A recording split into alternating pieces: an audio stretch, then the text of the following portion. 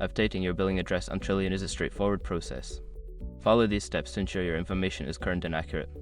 Step 1. Log into your account. Visit the Trillian website or open the app and log in using your credentials. Make sure you have access to the account for which you want to update the billing address. Step 2. Access account settings. Make sure your information is protected first. Most people don't think about breaches until something actually happens to their accounts.